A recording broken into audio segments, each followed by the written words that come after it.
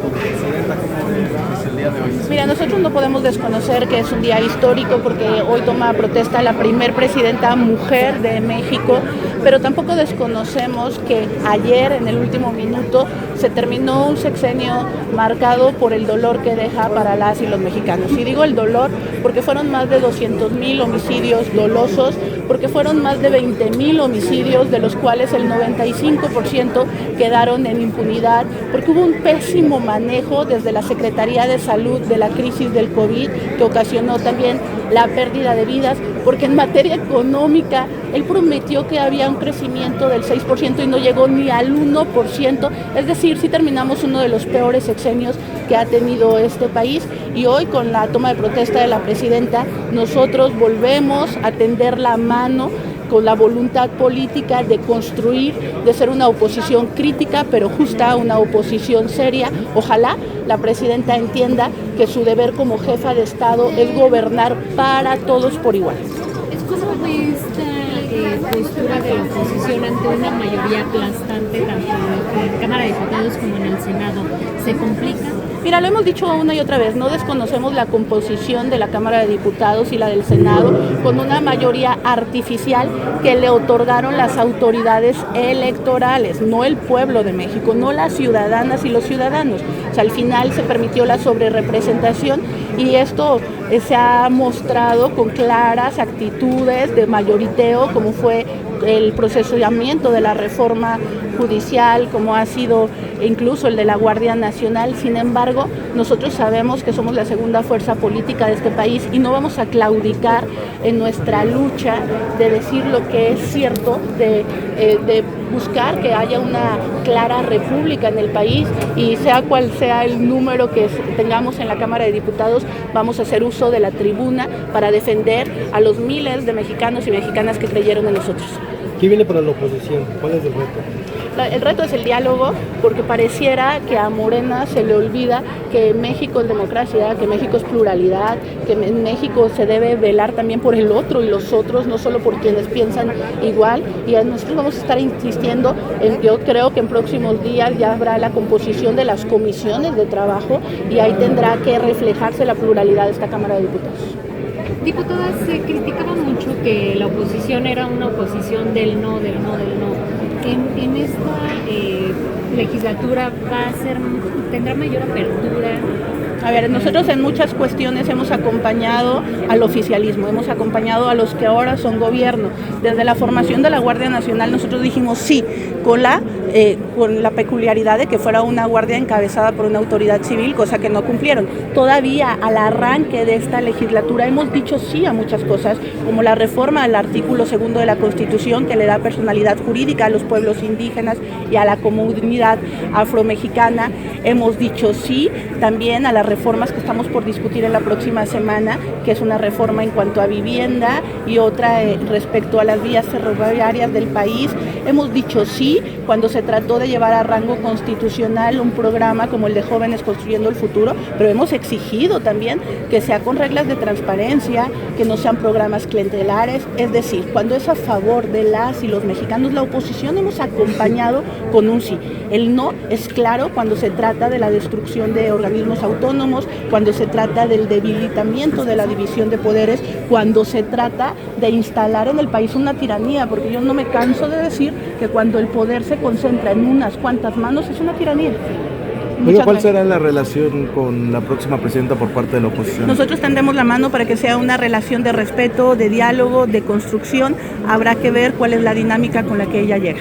Muy bien, muchas gracias. ¿Qué retos tendrá la nueva presidenta? Mira, le dejan un país con claros conflictos, un problema de inseguridad que, como ya lo dije hace un momento, dejó en el país más de 200,000 homicidios dolosos, más de 20,000 feminicidios, crisis de gobernabilidad, como lo que vemos en el estado de Sinaloa, una crisis de descontento por parte de los trabajadores del Poder Judicial, porque la reforma que ya está publicada en el Diario Oficial de la Federación no intenta una mejora al Poder Judicial, lo que intenta es la destrucción de la división de poderes, y ante eso llega la próxima presidenta, incluso con todas las alarmas encendidas para que haya una crisis económica, porque se tendrá que replantear el tratado de comercio con Canadá y con Estados Unidos, y en ese momento es muy factible que no tengamos jueces independientes y autónomos, pero lo digo también con toda la transparencia, esperamos que sea la presidenta que esté a la altura. Es decir, nosotros no podemos prejuzgar en el primer día de gobierno a quién será la primera mujer que presida este país. Diputada, ¿el PAN va a estar a la altura de la oposición? Por supuesto. Ya no van a oponerse a todo como lo han hecho. A ver, te lo dije hace un rato, eso es una mentira. El PAN ha acompañado propuestas como la reforma al artículo 2 de los pueblos indígenas. El PAN ha acompañado propuestas como nos hemos opuesto a la destrucción de la división de poderes.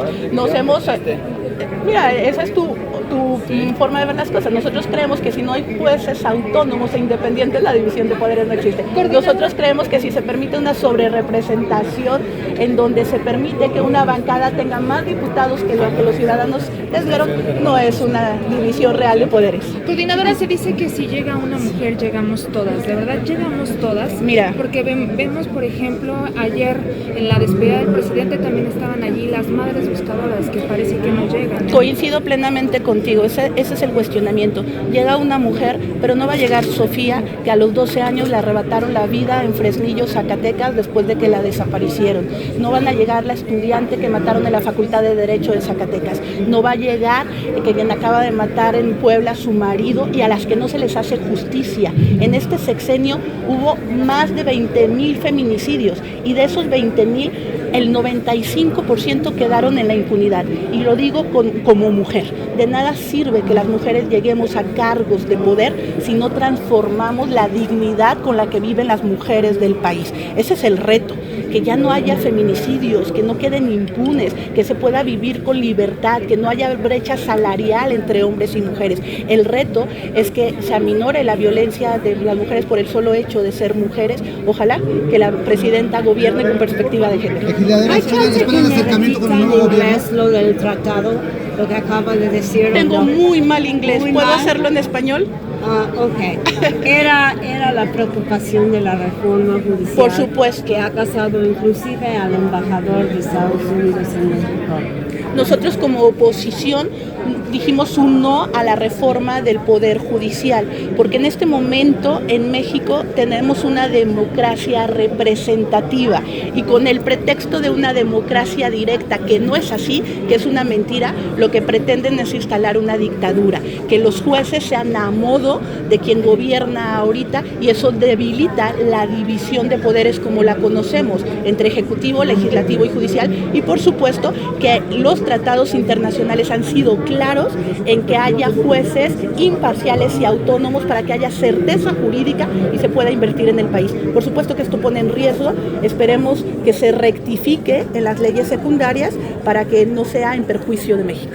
¿Y si hay posibilidades de eso? Nosotros hemos metido figuras jurídicas como un amparo para impugnar el proceso legislativo, una acción de inconstitucionalidad que metieron los municipios, una controversia constitucional también.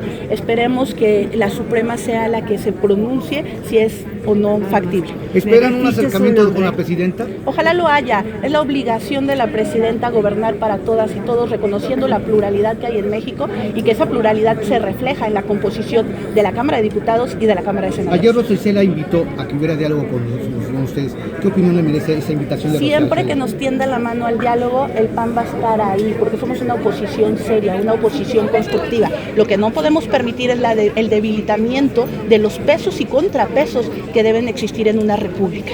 Muchas gracias. Contradictorio hablar de dictadura, ¿no es un poco contradictorio? Mira, se llama autocracia, cuando no está en las mismas manos, pero sigue la misma visión.